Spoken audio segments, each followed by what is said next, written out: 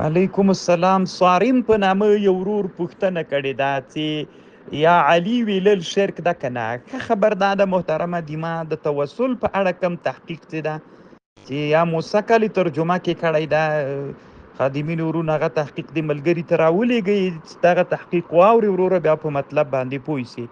الله دې جوړ لره کامیاب وي.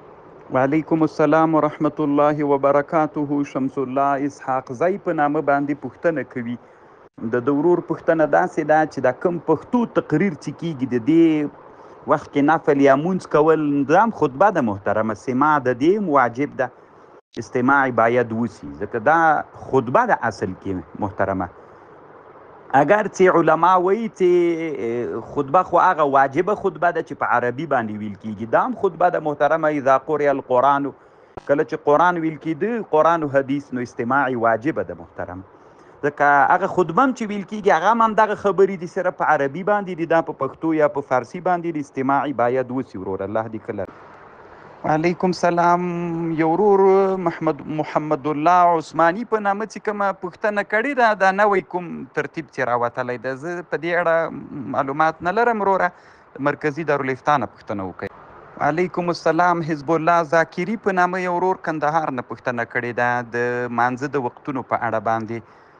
منصور احمد وروره، د تیر کال د بخاري شریف دغه درس چې د وخت په اړه ده، د ماسپښین د مازدیګر د وخت په اړه تحقیق د ملګري ته راولېږي.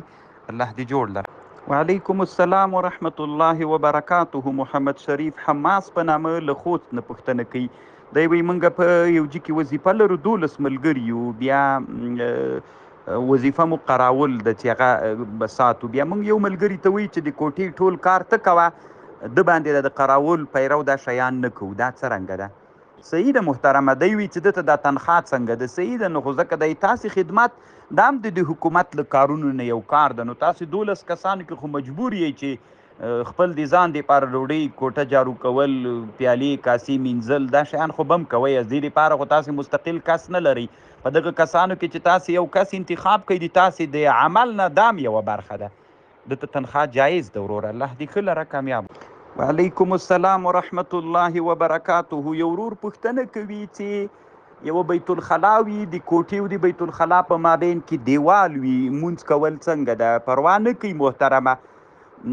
اوس اکثر هم داسې دي په دې پرمختللې نړۍ کې یا د تمدن په نړۍ کې، ټول هم داسې دي، خو یو شرط پکې دا ده چې د سړي حضور خراب نشي. فقها د احناف وایي چې د استبل په بام باندې موږ غوجله ورته وایي، د غوا کوټه، هغې په بام باندې لمونځ کول مکروه ده. خو دا هلته مکروه ده محترمه چې د غوجلې نه پاس در بچه خلاص وي، بوی راځي، سړی داسې حضور نه برابریږي، بیا مکروه ده.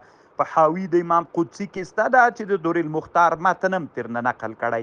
الله پاک د روغ جوړ لره وروره، نو پروا نه کوي. وعلیکم سلام. یو ورور پوښتنه کړې ده چې ایمان زیادت و نقصان قبلوي که نه. موږ داسې استاد سره وي دا مسئله ویلي چې هغه اردو باندې خبرې کوي. نو محترمه وروره دا خو اوږده مسله ده. مونږ د بخاري شریف د زیادت ایمان او د نقصان د ایمان درسونه واوره.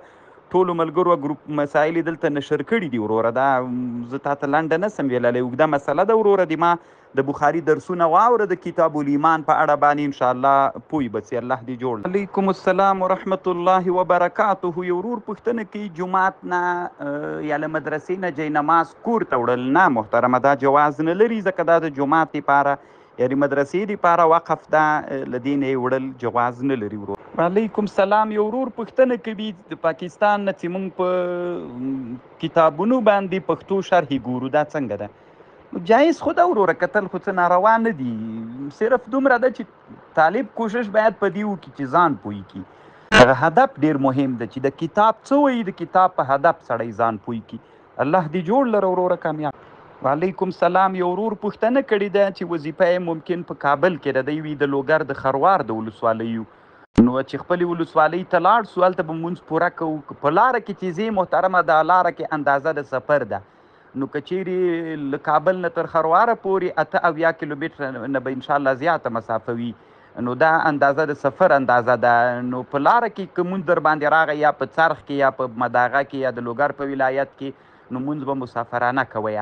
اما هلته چې ورسېدلې هغه خو د تا وطن اصلي ده او پرېښودلی دیم نه ده، یعنی په دې معنا دې نه ده پرېښودلی چې له غجې نه بیخي تللی بل ځای دې توتن باندې نیولي کابل کې خو چې اوسېږي دا خو به دلته به دې وظیفهیي دارالاقامت به دي ته به هلته مسافرانه لمونځ نه کوې پوره لمونځ به کوې الله دې ښه لره وروره جوړ اوسې وعلیکم سلام یو ورور پوښتنه کوي که په اوداسه کې دې سړي نه سنت پاتې سو کله کله که پاتې سي پروا نه کوي محترمه على دوام د سنتو پرېښودل ما څومره وخت مخکې په ترمیزي کې په دې باندې بحث کړی ده وروره هغه تحقیق په دې معنا باندې دی چې په ترک د سنتو باندې عذاب ده عقاب ده که عتاب ده که حرمان یعنی شفاعت ته درې مسلې دي د ګروپ خادمینو ملګرو خصوصا منصور احمد وروره که دغه تحقیق در سره دی ملګري ته یې راولي وعلیکم سلام منصوري په نامه یو ورور پوښتنه کړې ده لنډه پوښتنه د ډېرې اوږده کړې ده نو محترمه چې تاسو ته کومه اجاره درکړې ده نو عشر خو په تاسې باندې ده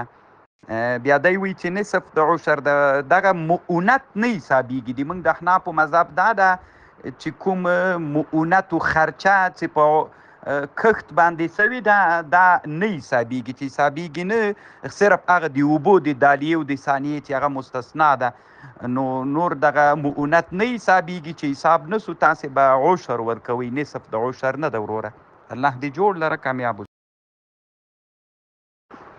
وعلیکم السلام ورحمت الله وبرکاته یو ورور پوښتنه کړې ده ذبیح الله په نامه د کندهار ولایت نه ده د ورور پوښتنه دا دی یوه ښځه دومره زر لري مثلا 9.5 تولې خو نصاب ده دا 3 تولې لري خو دا 3 تولې دومره پیسې کېږي چې د سپینو زرو نصاب ته رسیږي نو دې ته موږ محترمه مسئله د زم وایي که دا نقد روپۍ نورې ولري بیا دا نصاب د سپینو زرو ته ځي چې د سپینو زرو نصاب ته لاړه په دې باندې زکات شته د محترم الله دې جوړ لره جنتي وعلیکم السلام ورحمت الله وبرکاته یو ورور پوښتنه کړې ده چې یو سړی له بل چا نه حرامې پیسې قرض واخلي بیا په دې باندې کاروبار وکړي دا بیا ګټه پکې وکړي هغه پیسې بیرته ورکړي هغه ته دا ګټه دته څنګه د جواز لري که نه نو محترمه ما په دغه مسئله باندې په هدایې کې یو بحث کړی ده مفصل بحث د منصور احمد وروره د دغه مسئلې یا د خادمینو د ګروپ ملګرو یو عنوان ده په نامه د ربح لوجد عدم د ملکه او ربح لوجد فساد د ملکه په دغه عنوان باندې یو تحقیق دغه ملګري ته راولېږئ دا واوره وروره ټول نو هغه کوم صورتونه چې د جواز دي او که زه یې دغسې تا ته اجمالي ویم نه کېږي وروره ځکه دې کې ډېر صورتونه شته ده نو چې کوم صورت سره ته برابرېږي نو بس جواز له صورت سره جایز ده که د نارواتوب له صورت سره ناروا ده الله دې جوړ لره وروره کامیاب